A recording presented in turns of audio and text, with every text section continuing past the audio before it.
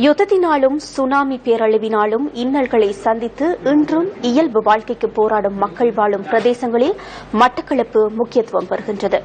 தேர்தல் நெருங்கி வரும் நிலையில் மட்டக்களப்பு மாவட்ட மக்களின் நிலை மற்றும் அவர்களது எண்ணங்கள் தொடர்பில் நியூஸ் ஃபர்ஸ்ட் வழங்கும் தொகுப்பு அடுத்து.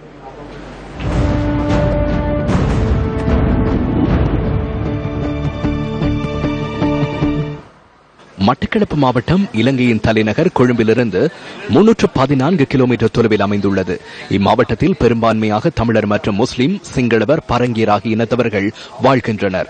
மட்டக்களப்பு மாவட்டம் வாவியால் இரு பிரிவாக பிரிக்கப்பட்டுள்ளது. அவற்றில் ஒரு பகுதி எழுவான்கரை என்றும் மறுபகுதி படுவான்கரை என்றும் அழைக்கப்படுகிறது. மட்டக்களப்பு நகர் 3 கடல் நீரேரிகளை கொண்டுள்ளமை அதன் சிறப்பியல்பை பறைசாற்றி நிற்கிறது. மட்டக்களப்பு வாவி, பனிச்சங்கனி வாவி, வாழைச்சேனை வாவி என்பனவே அவை. மட்டக்களப்பு பிரதான நகரினை சூழ்ந்து வாவி காணப்படுவது இயற்கை வனப்பான விடயமாகும். இங்கு பெரும்பாலும் தமிழர் பண்பாடு செல்வாக்கு செலுத்தும் ஒன்றாக காணப்படுகிறது. மட்டக்களப்பு மாவட்டத்தின் முக்கிய பொருளாதார நடவடிக்கையாக விவசாயம் காணப்படுகிறது. கால்நடை மற்றும் கோழி வளர்ப்பு இங்கு பொருளாதாரத்தில் முக்கிய இடம் பெறுகின்றன. கடல் மற்றும் பிற நீர் வளங்கள் இங்கு உள்ளதால் மீன்பிடி முக்கிய தொழிலாக உள்ளது. மட்டக்களப்பு நகர் மற்றும் அதனை கிட்டிய இடங்களில் கைத்தொழில் முக்கிய இடத்தை பெறுகின்றது. 2004 ஆண்டு டிசம்பர் மாதம் 26ஆம் தேதி ஏற்பட்ட சுனாமி இந்திய பெருங்கடல் நிலநடுக்கத்தினால் மோசமாக பாதிக்கப்பட்ட மாவட்டங்களில் மட்டக்களப்பும் ஒன்று. இருப்பினும் மட்டக்களப்பு மாவட்டத்தில் இன்னும் பல்வேறு அபிவிருத்திகள் மேற்கொள்ளப்படவில்லை என இப்பகுதி மக்கள் அங்கலாய்க்கின்றனர்.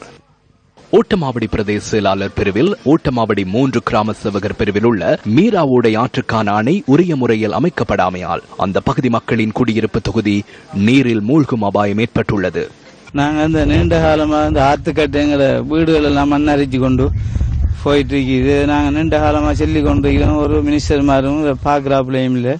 வந்து இந்த எலெக்ஷன் வரும்போது சொல்றாங்க நாங்கள் செஞ்சாரோம்னு சொல்லி இதுவரைக்கும் எத்தனை வீடுகள் எல்லாம் எடுத்து கிணறுலாம் எடுத்து இப்ப மக்களுக்கு இருக்கிறதுக்கு இடம் இல்லாம இருக்கு. அம்பலாந்துறையிலிருந்து நகர் பகுதிகளுக்கு தமது தேவைகளை நிறைவேற்றிக் கொள்வதற்காக படகு பாதையையே அப்பகுதி மக்கள் பயன்படுத்துகின்றனர்.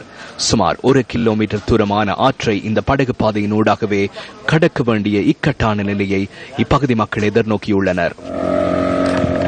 மட்டக்களப்பு பட்டிப்பளை பிரதேச செயலாளர் பிரிவிற்கு உள்ளாகும் 24 கிராமங்களுக்கு செல்லும் 15 கிலோமீட்டர் தூரம் கொண்ட பிரதான வீதி மிக நீண்ட காலமாக குன்றும் குழியுமாக புனரமைக்கப்படாமல் காட்சியளிக்கிறது. அப்பகுதி அரசியல்வாதிகள் பல்வேறு உறுதிமொழிகளை வழங்கியும் இதுவரை புனரமைக்கப்படவில்லை என்பது இப்பகுதி மக்களின் ஆதங்கமாகும்.